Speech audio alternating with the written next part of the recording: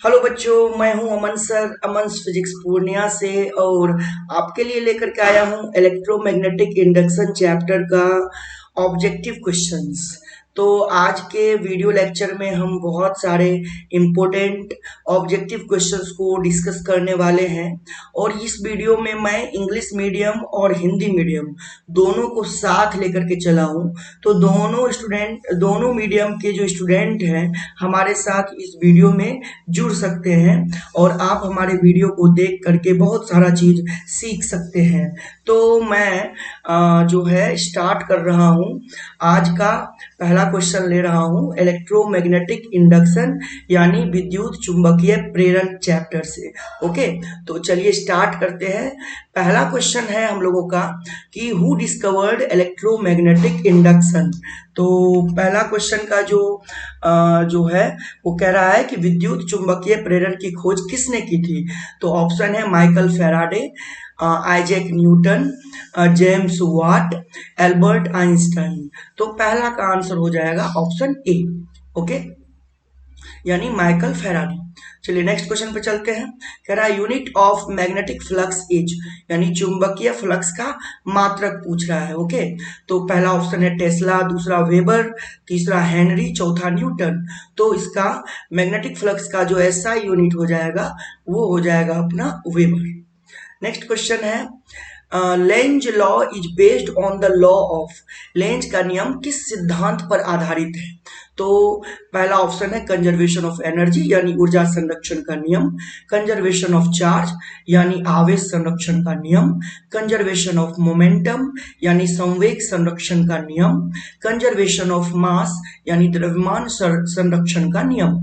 तो इसका सही आंसर हो जाएगा option a conservation of energy. Okay, next question है induced EMF is produced when, यानी प्रेरित ईएमएफ जो है उत्पन्न होता है और पूछ रहा है कब उत्पन्न होता है। तो कह रहा है जब मैग्नेटिक फील्ड इज कांस्टेंट यानी जब चुंबकीय क्षेत्र स्थिर हो, मैग्नेटिक फ्लक्स चेंजेज यानी जब चुंबकीय फ्लक्स बदलता हो, करंट इज जीरो यानी जब धारा शून्य हो, एंड रेजिस्टेंस इज इनफाइनाइट यानी प्रतिरोध अनंत हो। तो इसमें हमें है दिया हुआ कि इंड्यूस्ड ईएमएफ कब डेवलप होगा। तो इसका सही आंसर हो जाएगा ऑप्शन बी, जब मैग्नेटिक फ्लक्स में चेंज होता हो। ओके, चलिए next question SI unit of inductance is, यानी प्रेरकता की एसआई इकाई है। तो ऑप्शन है टेस्ला, वेबर, हेनरी और ओम। तो आपको भी पता है प्रेरकता या प्रेरकत्व एक ही चीज होता है, इसका एसआई मात्रक होता है हेनरी, यानी ऑप्शन सी सही हो जाएगा। नेक्स्ट क्वेश्चन है Faraday's law relates to. Faraday का नियम संबंधित है, तो किससे संबंधित है। Electric field, magnetic flux, resistance, capacitance. तो फैराडे का लॉ जो रिलेटेड है वो मैग्नेटिक फ्लक्स से रिलेटेड है, यानी चुंबकीय फ्लक्स इसका सही आंसर हो जाएगा। नेक्स्ट क्वेश्चन पे चलते हैं विच device works on electromagnetic induction, यानी कौन सा उपकरण विद्युत चुंबकीय प्रेरण पर कार्य करता है। तो ऑप्शन ए है ट्रांसफॉर्मर, बैटरी, कैपेसिटर और रेजिस्टर। तो इसका सही आंसर हो जाएगा कि आपका option A transformer. Okay, next question पे चलिए। नेक्स्ट क्वेश्चन है direction of induced current is given by. प्रेरित धारा की दिशा दी जाती है, किसके द्वारा दी जाती है। Ohm's law, Lenz law, Ampere's law, Coulomb's law. तो सही आंसर हो जाएगा इसका Lenz law. Okay, next question है self induction is the property of, यानी स्वप्रेरण। यहाँ पे आत्म की जगह स्व ही होना चाहिए। स्वप्रेरण जो है किसकी विशेषता है। तो कैपेसिटर की यानी संधारित्र की, रेजिस्टर की यानी प्रतिरोधक की, क्वाइल यानी कुंडली, बैटरी। तो इसका सही आंसर हो जाएगा क्वाइल की। ओके, चलिए next question mutual induction occurs between, यानी अन्योन्य प्रेरण होता है, इसको पारस्परिक प्रेरण भी बोलते हैं। टू कैपेसिटर्स के बीच में, टू रेजिस्टर्स के बीच में, टू क्वाइल्स के बीच में, टू बैटरीज के बीच में। तो सही आंसर हो जाएगा टू क्वाइल्स के बीच में। ओके, चलिए नेक्स्ट क्वेश्चन पे ले चलते हैं which law explains the working of electric generator. कौन सा नियम विद्युत जनरेटर के कार्य को समझाता है।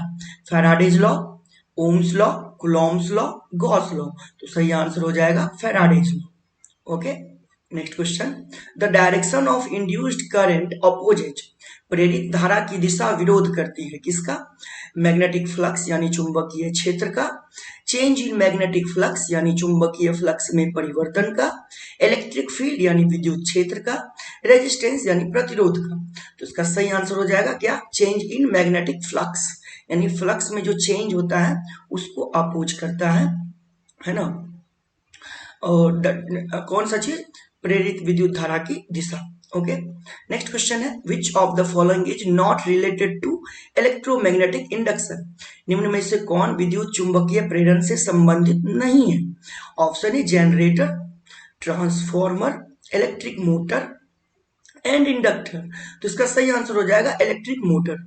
Okay, next, the induced EMF in a coil is zero when, यानी कुंडली में प्रेरित ईएमएफ शून्य होता है जब मैग्नेटिक फ्लक्स इज कांस्टेंट, यानी जब चुंबकीय फ्लक्स स्थिर यानी समान हो, magnetic flux field is changing, यानी जब चुंबकीय क्षेत्र बदल रहा हो, कॉइल इज रोटेटिंग, यानी कुंडली जब घूम रहा हो, कॉइल इज इन मोशन, जब कुंडली गतिशील हो। तो ईएमएफ शून्य देखना है, शून्य कब होता है ईएमएफ? तो सही आंसर हो जाएगा जब मैग्नेटिक फ्लक्स कांस्टेंट है, क्योंकि फैराडे का सेकेंड लॉ में आप जानते हैं E बराबर में माइनस का d phi by d t, तो फाई अगर कांस्टेंट होगा तो ईएमएफ जीरो हो जाएगा, है कि नहीं? तो ऑप्शन ए करेक्ट होगा। Next, which material is used in transformer core, transformer core में कौन सा पदार्थ प्रयोग होता है? तो इसका जो है आपको डायरेक्ट याद रखना होगा कि ये सॉफ्ट आयरन यूज होता है कोर में। Okay, next, the core of transformer is laminated to reduce, transformer का कोर लैमिनेटेड किया जाता है ताकि क्या कम किया जा सके? Magnetic flux, eddy current loss, resistance और कैपेसिटेंस। तो एडी करंट के हानि को, एडी करंट के लॉस को जो है कम करने के लिए जो कोर ऑफ ट्रांसफॉर्मर होता है उसको लैमिनेट किया जाता है। ओके, तो यानी भंवर धारा की हानि को क्या करने के लिए जो है कम करने के लिए लैमिनेशन की जाती है। ओके, तो ऑप्शन बी करेक्ट होगा। Next, in a transformer energy losses occurs due to, transformer में जो ऊर्जा की हानि होती है वो इनमें से किन के कारण होती है? एडी करंट के कारण, हिस्ट्रेसिस के कारण, रेजिस्टेंस के कारण and all of the above. तो इसका सही आंसर हो जाएगा ऑल ऑफ द एबव, सभी के कारण एनर्जी का लॉस होता है ट्रांसफॉर्मर में। बहुत ही इंपॉर्टेंट क्वेश्चन है। नेक्स्ट क्वेश्चन पे चलते हैं, विच of the following is a unit of magnetic flux density, option A यानी निम्न में से कौन चुंबकीय फ्लक्स घनत्व की एसआई मात्रक है यानी इकाई है? तो option A weber, option B tesla, option C henry and option D joule.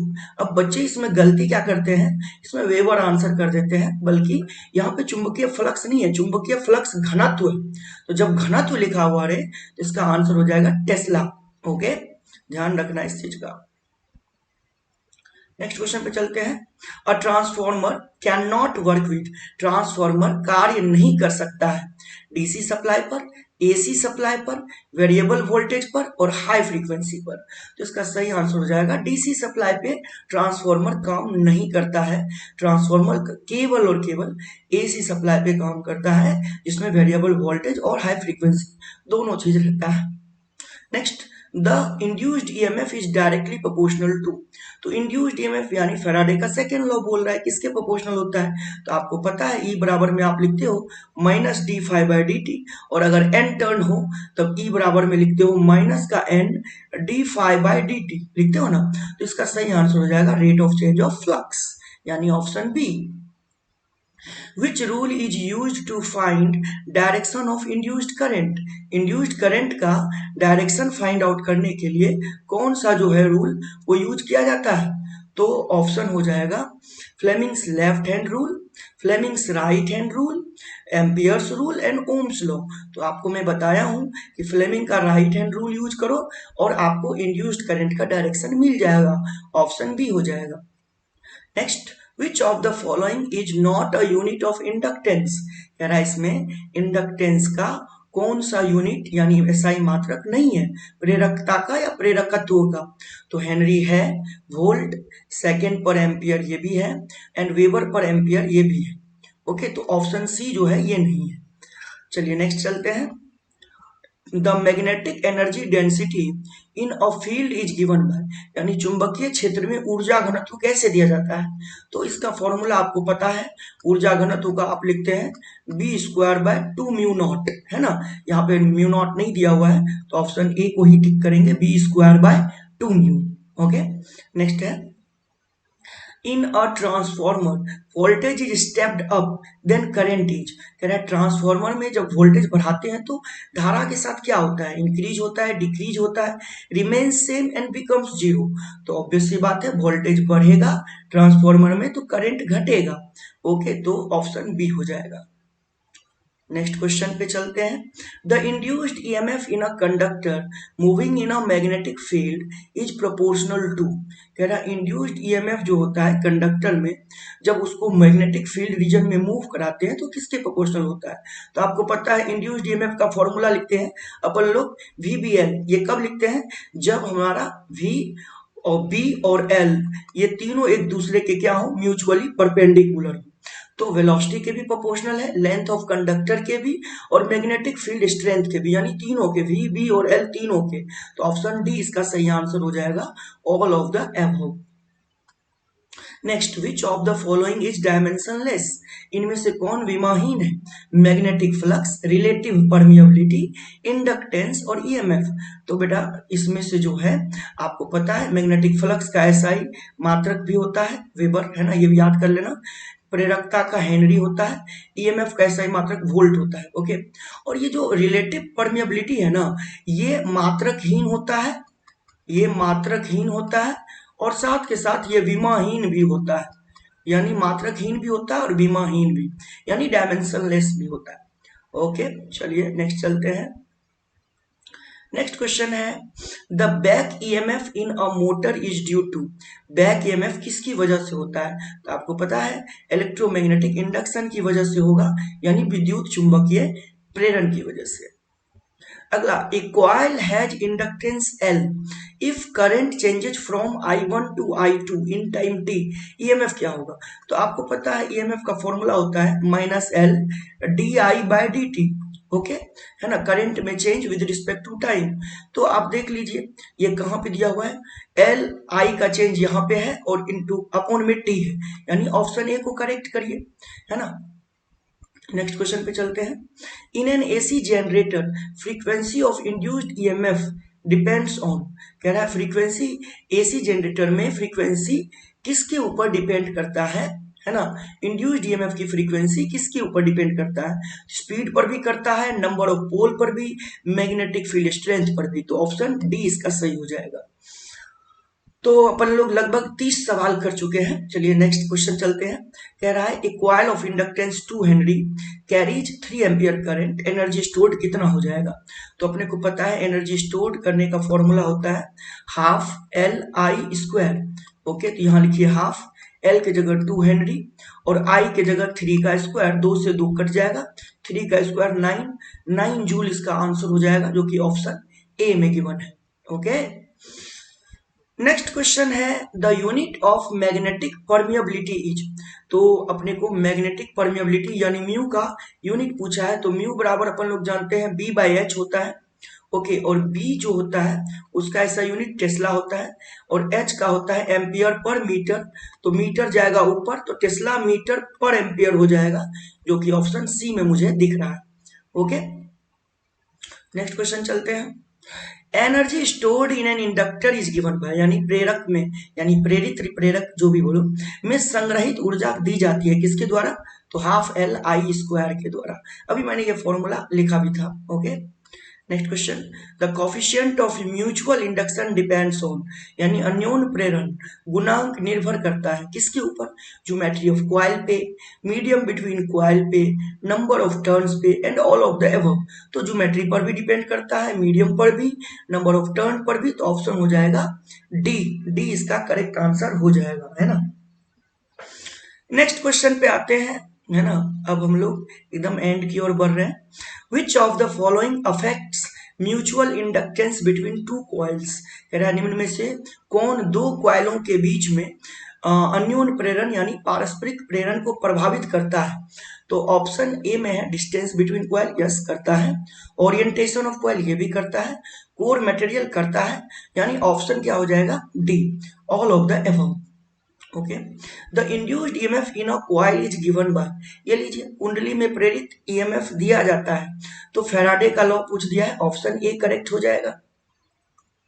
Next question कह रहा है in a rotating coil maximum EMF is induced when angle between field and normal is, normal यानी area के बारे में बोल रहा है ये, तो ये तब होता है ईएमएफ तब मैक्सिमम होता है जब एंगल कितना हो? 90 डिग्री हो। ओके, मैक्सिमम तब होगा। अगला क्वेश्चन है the dimension formula of magnetic flux is, तो फाई का डायमेंशन फॉर्मूला पूछा है, तो फाई बराबर में क्या लिखते हैं अपन लोग? बी ए, और बी को क्या लिखते हैं अपन लोग? बी का डायमेंशन फॉर्मूला mt-2a-1। ओके, और एरिया का होता है L2, तो बन जाएगा ml2t-2a-1, जो कि अपने को ऑप्शन ए में दिख रहा है। ओके, इसको एक साथ कर लीजिए, ml2t-2 और a-1 है ना। चलिए नेक्स्ट जो है वो है the EMF induced in a moving conductor is called, कह रहा है अगर कोई कंडक्टर मूव कर रहा है तो उसके में जो ईएमएफ इंड्यूस होता है उसको क्या बोलते हैं? स्टैटिक ईएमएफ यानी स्थैतिक ईएमएफ, मोशनल ईएमएफ यानी गतिशील ईएमएफ, इंडक्टिव ईएमएफ यानी प्रेरणात्मक ईएमएफ, और रेजिस्टिव ईएमएफ यानी प्रतिरोधी EMF.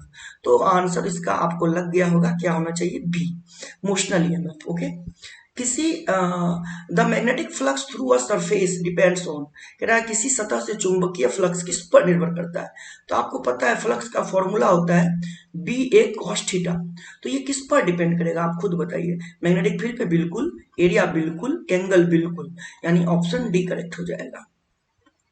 Next, which quantity is conserved in Lenz law, कह रहा है लेंज लॉ में कौन सी राशि कंजर्व रहती है? तो अभी मैं आपको बताया हूं कि लेंज लॉ में एनर्जी कंजर्व रहता है, तो एनर्जी को टिक करिएगा। Lenz law gives, Lenz law क्या देता है? मैग्नीट्यूड देता है ईएमएफ का, इंड्यूस्ड ईएमएफ का नहीं, ये तो फैराडे का सेकेंड लॉ देता है, तो ये तो गलत हो जाएगा। डायरेक्शन ऑफ इंड्यूस्ड ईएमएफ देता है, यस, यानी ऑप्शन बी हो जाएगा। ओके, नेक्स्ट क्वेश्चन पे चलते हैं।